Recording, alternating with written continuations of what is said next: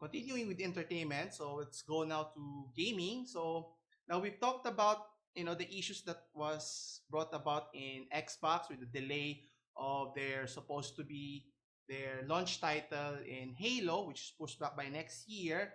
And things are not doing well for Xbox, but still, they've already released the pricing scheme for their Xbox Series X, Series S, and now we have PlayStation, which we'll discuss in a little bit, wherein they already discussed the pricing similar to how Xbox is pricing their top tier. But the focus here for the next gen consoles, wherein they're touting the 4K capability. Now, obviously, Nintendo doesn't want to be left behind with this aspect. So what has been confirmed so far is that they're going to release a next gen console which has a 4K capability. Okay, so they're calling it the Nintendo Switch Pro, which is, for if you're a Nintendo Switch lover, that's something to look forward to. Am I right? But I think I noticed one of the key features here that they're touting that there is a, what do you call this? Wait, I think I have a problem with my mic for a while. Yeah, in terms of their tech, yeah, they're changing in terms of their actual, what do you call this? They're actually changing their layout of how a Switch Pro would look like to compete with the likes of PS5 as well as the Xbox Series X or Series S. So they're already asking third-party developers to make the games that is 4K compatible, which is great news, right? If you think about it. But the problem here is at what cost? Now they talked about that they have patented a new Joy-Con. Okay, so let's take a look what it looks like. So it will make sense as to how it would look like in the overall scheme. Now obviously this is what a typical Switch would look like, right? You can detach it so you can play it home console, or you can play it portable outside or anywhere.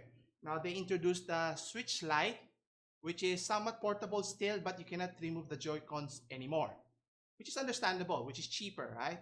But with the new patent that they're introducing, let's take a look here below. Yeah, here.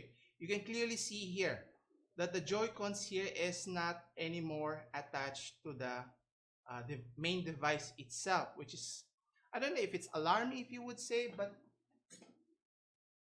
wait here.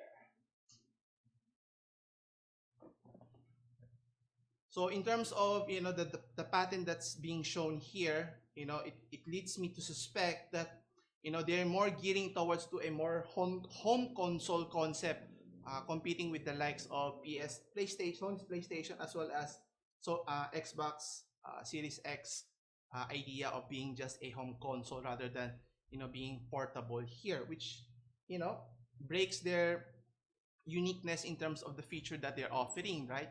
That the feature that is unique to Nintendo Switch is the ability to play the games anywhere else. But if you're going to shift back to a more home console idea, I don't know how would that work. If you're going to compete with the likes of them, rather than compete, be an alternative option, right? You can play at home with your Sony and your Xbox, or you can play outside and bring your Switch there, which is what I do in the first place. But let's see how it pans out in terms of the overall scheme here.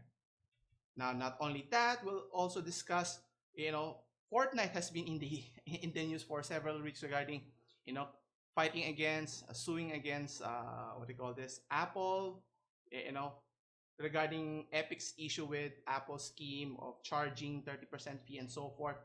So what do? They ban Fortnite, so where can you play your Fortnite games anymore?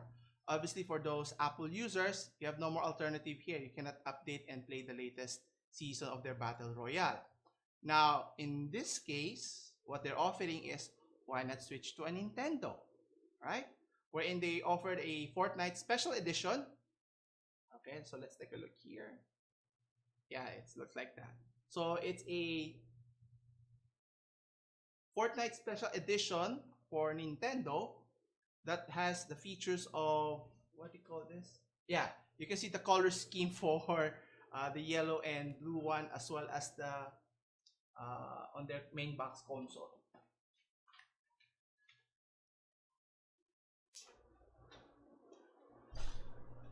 it's interesting here if people would buy a limited edition here, which, if you're a Nintendo, if a Fortnite gamer, I think that's something you would pick up right away. Now you get to have the special edition as mentioned, and the game Fortnite is pre-installed, as well as you'll be given 2,000 V-Bucks, which is the currency that they're using in Fortnite. Okay, so something to look forward to if you're into Fortnite.